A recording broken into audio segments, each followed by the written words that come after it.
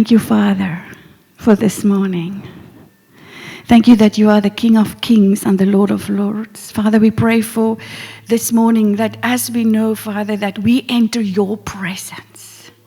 You are omniscient and omnipresent. We don't need to call you into our, but we want to go into your presence. I pray, Lord, that we will worship the King of Kings this morning. Thank you that you've put a word on Francois' heart. Thank you that he will come, Lord, under the anointing of the Holy Spirit and unpack that God-given word, and we're going to receive it this morning. In Jesus' name, amen and amen and amen.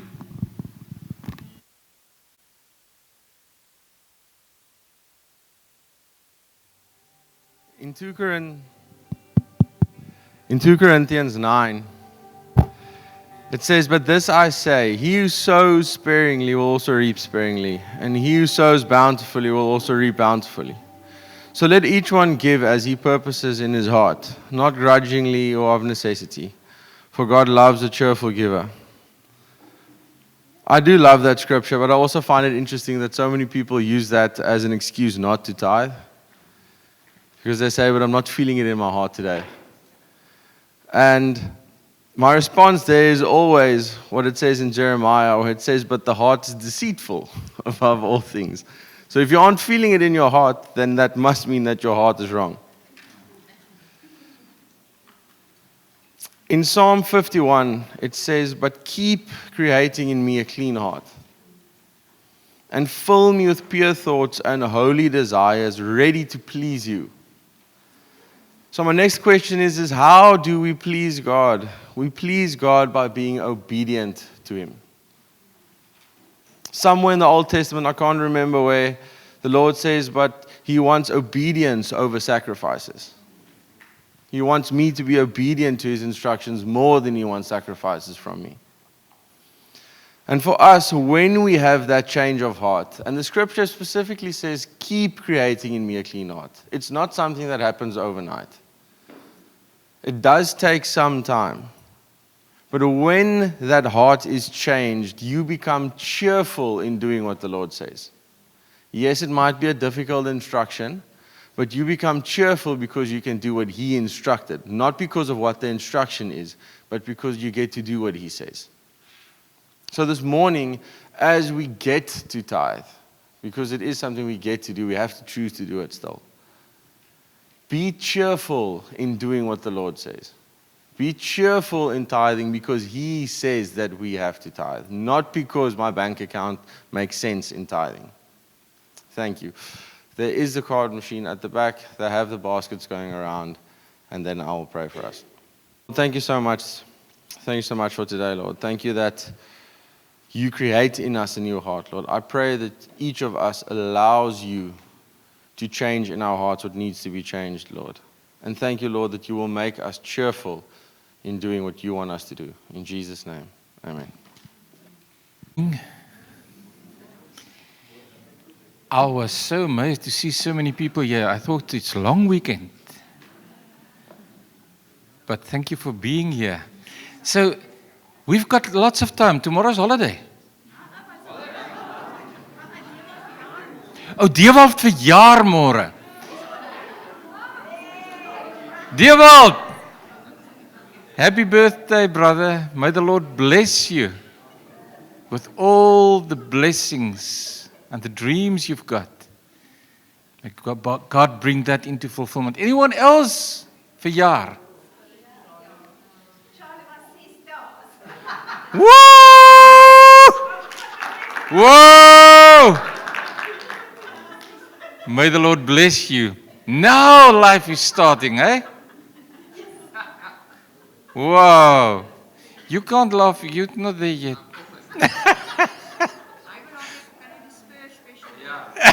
Spur specials. She can do it. You can't do it yet. One of these days. So, can I ask you just before we proceed with the word, can you just get up, turn around, just bless somebody, just greet somebody that you didn't see for a long time, or not the one that you came with. So, is there anybody that needs prayer for healing? Is there anybody, we just do it corporately. Is there anybody that needs prayer for healing? Karin, I know you do. Why don't you show your hand? Come on. Come. Come. Kom.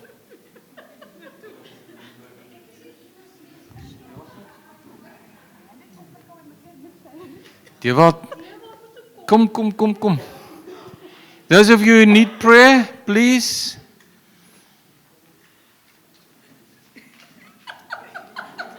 The presence of God is here.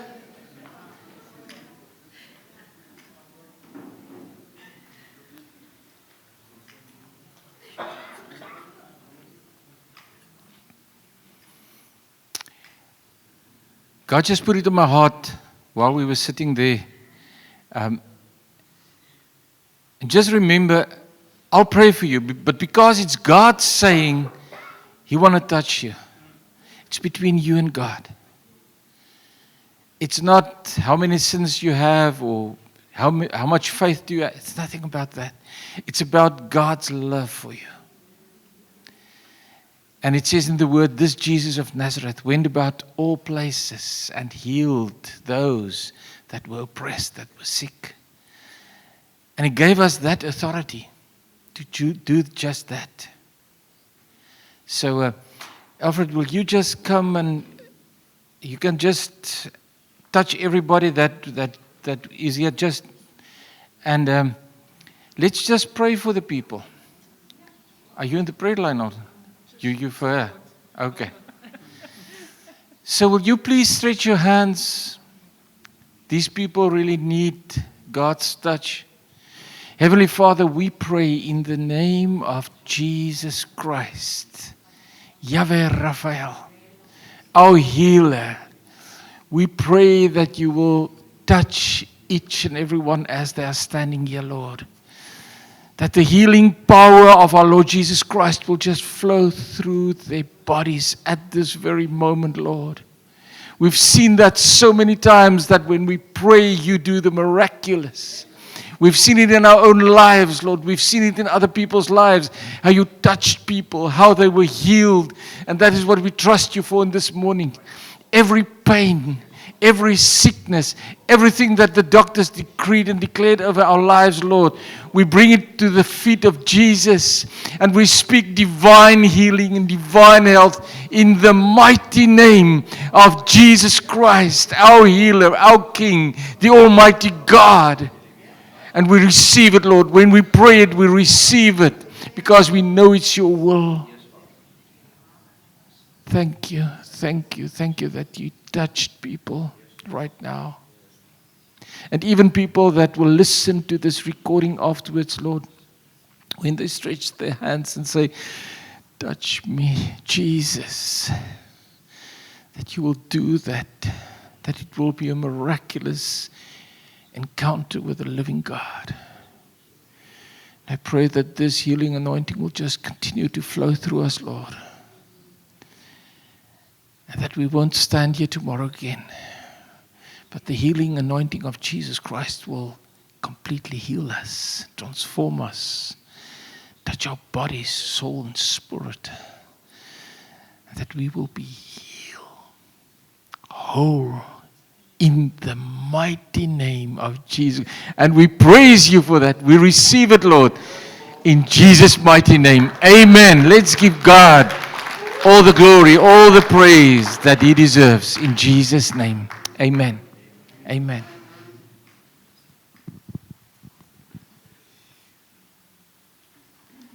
People, I've seen this so many times. Going into the nations, you pray for people. I remember once, and the testimony of Jesus is the spirit of prophecy. I remember standing with somebody that had a severe sickness in the stomach, but she also had headache. And God said, pray for the headache first. And then tell her, as I'm healing the headache, I'll heal the inside. We prayed, and young people prayed for it. And I'll tell this till I die, till I go over to be with Jesus. But young people prayed for a lady without any sight. The eye was dead. And after the service, we prayed, and then we had to do the service. And I thank God, thank you for the service so that nothing happens. But she started seeing light in a dead eye before the service. Afterwards, she came walking down the aisle. 2 completely healed eyes. That is God. And here are people today that can testify that God touched you some other time in your life when you needed healing the most. That same God is present today, and I pray that it will happen in Jesus' name. Amen. So people, this is wet ink. So I'm just sharing today, I'm not preaching. And it's so good to see all of you that we saw such a long time ago. It's so good. Thank you for being here. And the flags and everything again, like always. So, it's a time of blessing. That's what it's all about today. So I want to ask you, if I say the following, what's happening in your heart? God sometimes takes us into the wilderness to transform us and position us for blessings. What's happening in your heart? Most of us don't like that. The word wilderness doesn't feel well. But actually that's what's happening until today. So I'm asking you to just prepare your heart and your spirit what's happening today. I pray that you will have an encounter with the living God before you leave this place. Yes, we had an encounter while we were singing, but I pray that this will happen today in your life. Let's read Exodus 16. And afterwards, you can read Exodus 16 to Exodus 19 because this is the time and the season that we are living in. That's what happened in that time. We are living in the same time now. You will understand a little bit more later on. Exodus 16 verse 1. And they, Israel, journeyed from Elim, and all the congregation of the children of Israel came to the wilderness of Sin, which is between Elim and Sinai, on the 15th day of the 2nd month after they departed from the land of Egypt. Wilderness. Then the whole congregation of the children of Israel complained against Moses and Aaron in the wilderness. And the children of Israel said to them, "Oh, that we had died by the hand of the Lord in the land of Egypt, when we sat by the pots of meat and when we ate bread to the full. For you brought us into this wilderness to kill this whole assembly with hunger." Then the Lord said to Moses, "Behold, I will rain bread from heaven for you, and the people shall go out and gather certain quota every day, that I may test them whether they will walk in my law or not." Wilderness. You know, the children of Israel for 400 years, they were in Egypt, and they were slaves. They did construction work, hard labor. They were treated badly. There was no future for them, no future for their children. Even the baby, the male children, the boys were killed because they multiplied so fast. They were the threat to the people of Egypt. So in this bad circumstances, they cried out to God. They cried out in this time of slavery and said, "Lord, don't you hear us? Help us." What is your situation today? What are you crying out to God for? Why are you here today? And God heard their cries. And we know the miraculous things that happened. All the miracles, the 10 plagues. And Israel was in the land of Goshen. They were there and they didn't experience the plagues. They just saw the wonderful works that God has done. And then the firstborn died, and then they were released. And when they thought, now we're gone, they turned around and the army was coming.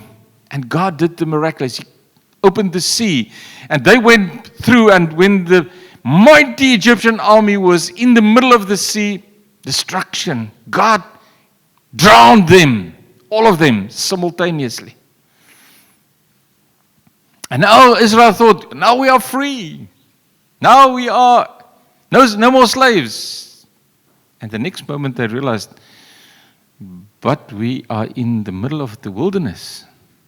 We're not in the promised land yet. Now, if you go and do a little bit of research, they say there were 600,000 men that left Egypt. Now, if you calculate that, you put a equal amount of women next to them, and they had a lot of babies, children. You put that, it's more than 2 million people that left Egypt. Now just think about more than 2 million people on foot. How long? 40 years. And no McDonald's, no KFC, nothing. No food, no water, no nothing. Can you understand why they complained? He said, you brought us here to die of hunger. And they longed to be back at the pots of meat and everything in Egypt. People, God allowed them to be in the wilderness to prepare them. And the biggest preparation was that they would learn to know God, that they would learn to trust God.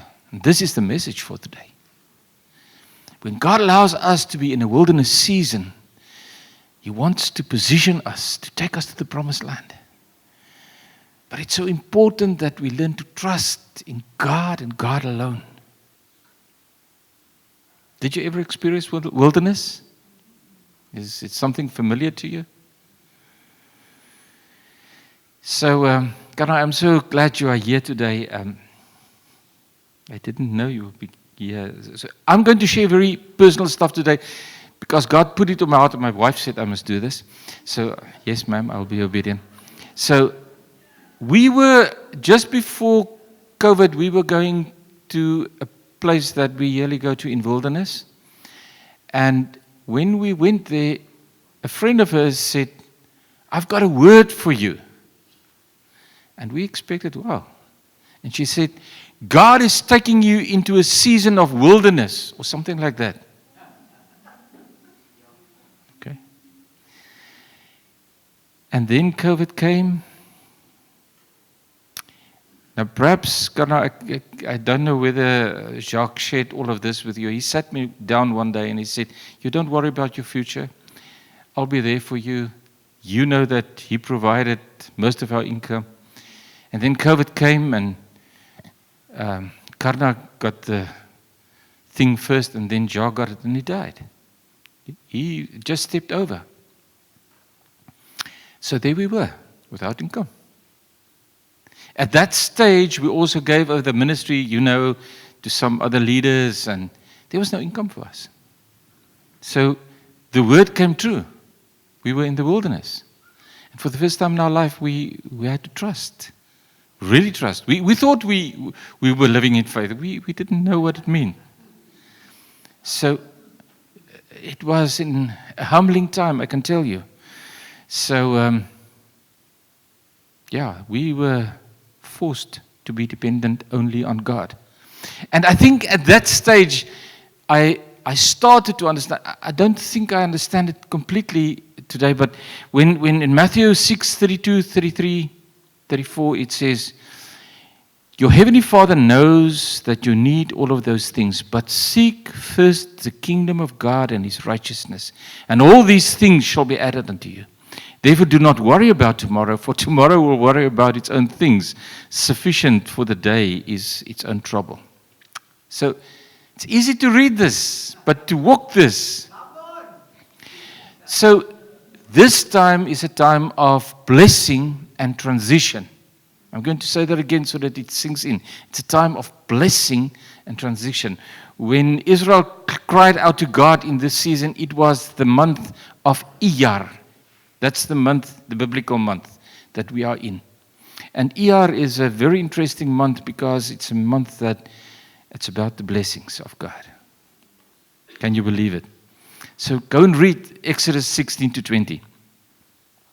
So in this time, Israel had to learn to trust the God who is almighty, the God of miracles. So when they cried out, next morning, 2 million people had bread. It was white, it was something like coriander. They could bake with it, eat it, whatever. And there was a portion, a gomer, for every day. Just enough. Except for the 6th day, they had a double portion. You know the story. So they couldn't complain. This was nice. It was kind of sweet stuff. And they could eat their fill. And the evening, the wind came. God blew in the quails. They had meat. 2 million people. Can you just imagine this? Every day. Manna, quails. But now the water. Where do you get water in the desert? God said to Moses, take your staff, hit the rock. And it was there. More than enough for the people and the donkeys and the whatever animals they had with him. The God of miracles, a season of blessings. And because it's the same time in history, every year this time, in the month of Iyar, we are experiencing a time of blessings. And we must realize who God is. And that He's the miraculous God that can provide, wants to provide, will provide. But He wants us to know Him as our own provider. The one who gives protection, provision, and acceptance. So in that stage of our lives, we experienced God's miraculous. Money came in from we don't know where. One day we opened the door and there was, I don't know what it was, meat or food or what. And that's what we usually did to people, now people did it to us. So it was a very humbling time. And it's the first time in my life I share this. And I share this with a reason, so that you can understand that God is busy with your life. So I know, Dorita shared with me, do you remember there was a time that somebody gave us a voucher for the butchery? And for months, we could go to the butchery and just buy a little something so that we and the children had, and our grandchildren had something to eat. And especially 2 of our friends, every now and again, they would just park and unload, and the groceries was there. Now, you're a man. It's not easy for a man in South Africa to do this, to experience this. But God. When you can look past your own situation, your pride, the way you grew up, the things you believed, and you can see the miraculous hand of God providing in a time when there's nothing. So, praise God, our season changed. We're not in the promised land yet. I think we're going there. But God changed the season. And now more than ever, we can experience what other people are experiencing when they are in dire straits. And I think that is what God called this house for, to help people who are really down and out. And we will do that, because that's the heart of God. Go and read Isaiah 58. So, but this is also a time of transitioning. You see, God placed Israel in the wilderness, in the desert circumstances, so that He could prepare their hearts, so that they could start to trust Him, so that He could send them into the promised land. If they're just at the promised land, they wouldn't really walk with God. In their promised land, it was a time where they walked in and the crops were there. They didn't plant it. They walked in, the houses were there. After the battle, the houses they didn't build it. The fields, they didn't own anything in Egypt. Now they had land of their own. They were wealthy. That's the promised land, land of milk and honey. So when we read Deuteronomy 8:18, it says, remember the Lord thy God that gave you the power to be wealthy because it's a berit, it's a covenant with your forefathers in faith. You say, Francois, don't do the prosperity theology. No. I'm doing the word thing. Why did God put this verse in Deuteronomy 8:8? And why did Jesus come when he came for our sins and our sicknesses? And he said in John 10:10, I came so that you can have life and life in abundance. Spiritually only? Come on, think again. God is the God of abundance. When we live and we go into the ascension life, everything is in abundance.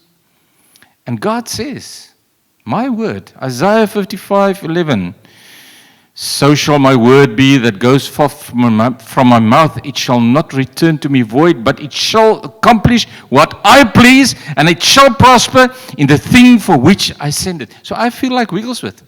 God said it, I believe it, that settles it. Let people call it whatever they want. This is the word of God. So we in the month of Iyar, and it's a time of blessing and transition. Do you hear that? There are people here that needs to hear this morning. It's a confirmation in your life that God says it's a time of transition. You know what it means for you. It means different things for different people. So we had a wonderful marriage ceremony. Perhaps I'll tell you a little bit about later while we're busy. But yesterday. And when I walked into that place and into the restrooms, God spoke to me. He said, it's time. And I know that voice. All over the years, you can ask Dorita. When I hear that voice, I know it's time. It's time for transition. It's time for the new season. And we were talking in the car before that happened. What must I put aside so that I can manage everything? So, Zoe, I don't know what will come to you and what will come to you, but there's things that I have to put down to do the things that God has put on my heart. And I don't even know what everything entails. I don't. I just know it's time for the new season. I say, yes, Lord. Yes, let's do it. You see, I love change. Great. Awesome. Yes, we're on the same. So people, when you hear this, hear the voice of the living God prophetically into your life. It's a time, the month of Iyar, it's a time of blessings. It's a time, even if you feel in the wilderness, it's a time of transition. Be ready. Let your focus pass from where you are, out of your circumstances. Focus on God. Have an eagle vision. See from above what God is seeing. And say, Lord, yes, here I am. So, who are your enemies? Who are the giants? Where are they? Can you pinpoint them? If you can't see the giant, if you can't pinpoint, how can you kill the giant? So, in Exodus 17, I don't know if the Amalekites or what kites it was, but this was an enemy. So, they were fighting the whole day. And Moses, on the mountain, had to raise his arms. And the moment the arms are in the air raised, then the Israelites win. The enemy, so Aaron, they came and they kept the arms high and they put a stone so that eventually he could sit. And he was the whole day pointing towards heaven because only God could give them the victory. And at that evening, they destroyed the enemy because they were dependent on God. People, I don't know what are your enemies. Who are the giants? You know them. And I want to ask you today to bring them before the Lord. It's time. It's time we take the word of God as it is. We know Luke 10:19. Behold, I give you authority, exousia, delegated authority from Jesus Christ, the Almighty God Himself, to trample on serpents and scorpions and have power over all of the enemy, and nothing shall by any means hurt you. You must know you carry exousia power. Point to somebody and say, you carry exousia power. People, it's important. And then Romans 8:37. Yet in all these things we are more than conquerors through him who loved us. For I am persuaded that neither death nor life, angels nor principalities, no powers, no things present, things to come, no height nor depth, nor any other created thing shall separate us from the love of God which is in Christ Jesus our Lord. See yourself.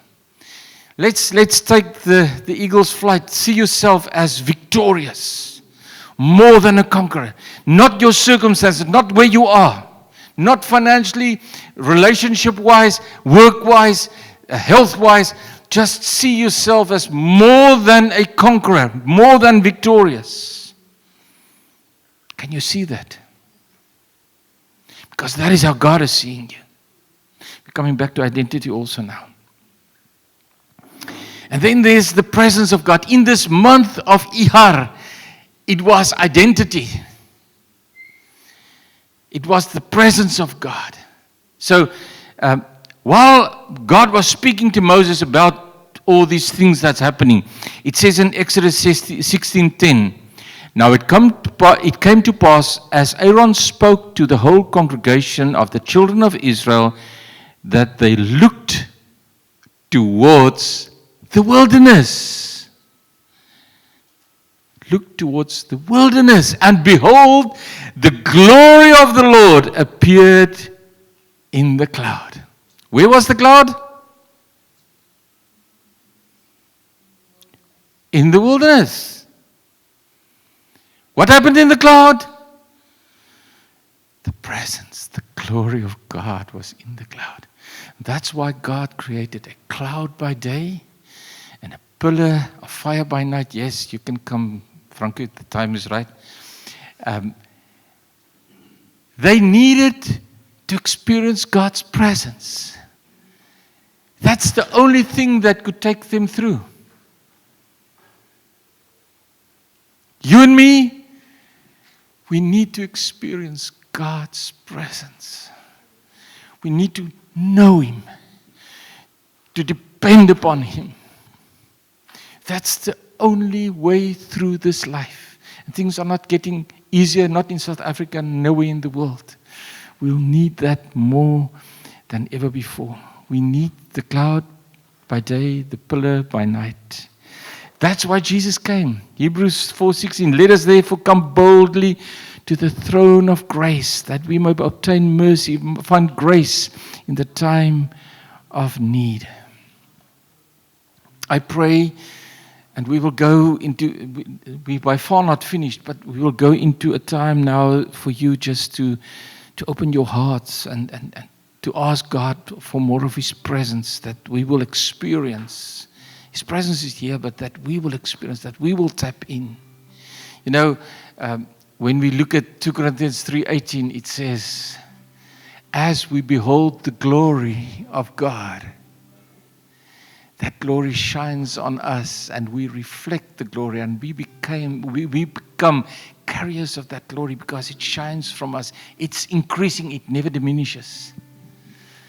The presence must make wherever I go, I'll take His presence with me. So wherever I go, I ask the Lord, please let your anointing rest on me. Please give me the privilege to carry your presence, so that when we enter, it will be His presence that changes the atmosphere. It's not us. Are you willing? Are you willing to be a glory carrier? Are you willing to tap into the presence? Let me just share with you about yesterday before we just given a moment of silence between you and God. So, as we were driving towards the marriage ceremony yesterday, it's here on the Polka Drive Road somewhere, 401 Rosendale, wherever. So we were praying for exactly that. Lord, let the anointing of the living God just rest upon our lives. It's there, but we want to know that and allow us to carry your presence. And So we came to, and it's the most wonderful two people that serve the Lord from the bottom of their hearts. It's beaming out of that. And the people present were believers. It's so wonderful. So the presence of God was there before we started. Everybody carried it in.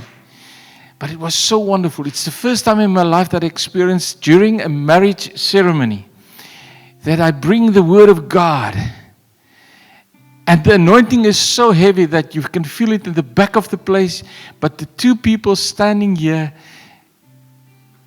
they are crying because of the presence of God. I'm crying while I bring the Word.